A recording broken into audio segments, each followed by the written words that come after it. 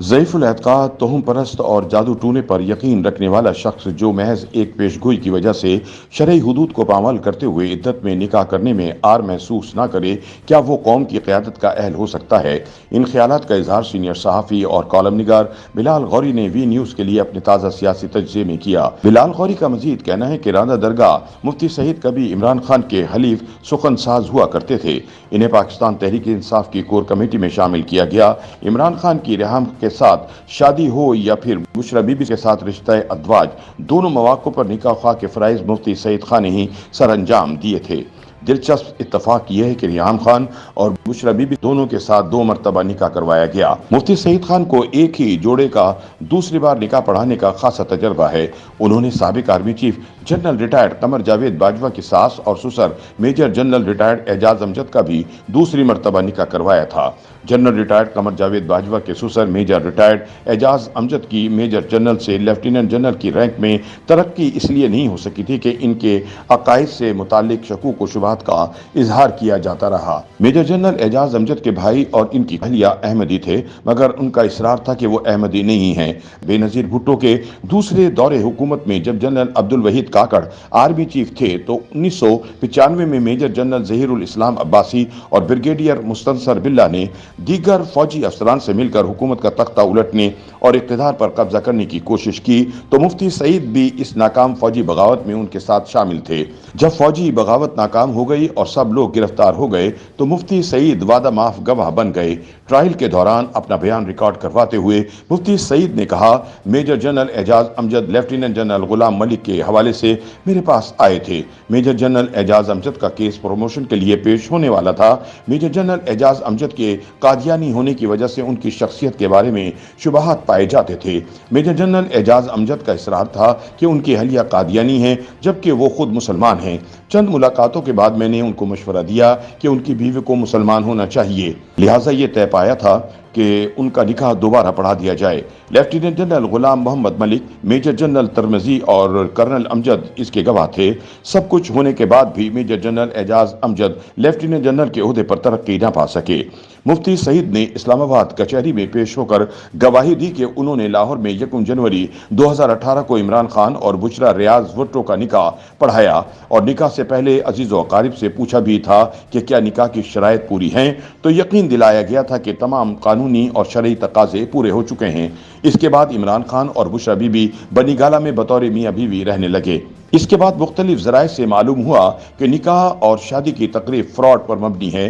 کچھ دن بعد عمران خان نے ان سے رابطہ کر کے کہا کہ دوبارہ نکاح پڑھوانا ہے۔ جب وجہ پوچھی تو عمران خان نے کہا کہ طلاق نومبر 2017 میں ہوئی تھی اور 1 جنوری 2018 کو نکاح اس لیے ضروری تھا کہ پیش گوئی تھی کہ اگر میں سال 2018 کے پہلے دن بشرا بی بی سے نکاح کروں گا تو میں وزیر اعظم بنوں گا۔ اس بیان حلفی سے صاف معلوم ہوتا ہے کہ یہ غلطی غیر شعوری طور پر سرزد نہیں ہوئی بلکہ جان بوجھ کر دانستہ اس کا ارتکاب کیا گیا، اور یہ کہہ کر عمران خان کو بری الذمہ قرار نہیں دیا جا سکتا کہ بشرا بی بی نے انہیں لا علم رکھا۔ ایسا ضعیف الاعتقاد، توہم پرست اور جادو ٹونے پر یقین رکھنے والا شخص جو محض ایک پیش گوئی کی وجہ سے شرعی حدود کو پامال کرنے میں عار محسوس نہ کرے، کیا وہ قوم کی قیادت کا اہل ہو سکتا ہے؟ بلال غوری کے مطابق بعض لوگ یہ تعویل پیش کرتے دکھائی دیتے ہیں کہ یہ 2 افراد کا ذاتی فعل اور نجی معاملہ ہے جس کا سیاست سے کوئی تعلق نہیں۔ ان کا اصرار ہے کہ روحانیت کی شدت میں دوران عدت نکاح سے ملک و قوم کا کوئی نقصان نہیں ہوا تو اس معاملے کو عدالتوں میں لانا درست نہیں۔ تکلف برطرف، یہ کسی لبرل یا سیکولر سیاستدان کا معاملہ نہیں۔ اس شخص کی بات ہو رہی ہے جس کے ہاتھ میں تسبیح اور زبان پر ریاست مدینہ کا ورد ہے، جو لا الہ الا اللہ سے تقریر کا آغاز کرتا ہے، جو ہر موقع پر اپنی سیاست چمکانے کے لیے اسلامک ٹچ دینا نہیں بھولتا، جو اٹھتے بیٹھتے روحانیت کا راگ الاپتا ہے، جو بشری کمزوریوں کی بنیاد پر اپنی سیاسی مخالفین کی گردنیں کاٹتا پھرتا ہے، جو اپنی سیاسی لڑائی کو حق و باطل کا مارکا قرار دیتا ہے، جو اپنی تقریروں میں خود کو حسین اور مخالفین کو یزید سے تشبیہ دیتا ہے، جو امر بالمعروف اور نہی عن المنکر کی تفسیر، تشریح اور تعبیر یہ بیان کرتا ہے کہ इमरान खान का साथ दो और इसके सियासी मुखालिफिन को रौंद डालो, लेकिन जब उसका अपना किरदार सबके सामने लाया जाता है तो ज़ाती ज़िंदगी के बिल में छुप जाता है। सितंबर 2022 को चिश्तिया में इंतखाबी जलसे से खिताब करते हुए आली मरतबत इमरान खान ने फरमाया, अगर आप में से किसी ने भी मुस्लिम लीग नून के उम्मीदवार को वोट दिया तो इसका मतलब आप भगौड़े नवाज शरीफ को वोट दे रहे हैं, मुजरिम को वोट दे रहे हैं, इसका मतलब आप बुराई के साथ खड़े हैं, इसका मतलब कि आप अल्लाह के फरमान के खिलाफ जा रहे हैं। बिलाल गौरी कहते हैं कि आज तक यही सुनते आए हैं कि मुंतखब अवामी नुमाइंदों और सियासी क़यादत की निजी ज़िंदगी भी कौम की अमानत होती है, इसे भी खुली किताब की तरह होना चाहिए। मगरबी जमहूरियत की ही मिसाल ले लें, साबिक अमरीकी सदर बिल क्लिंटन को मुनिका स्कैंडल पर मुआखज़े की कार्रवाई का सामना क्यों करना पड़ा।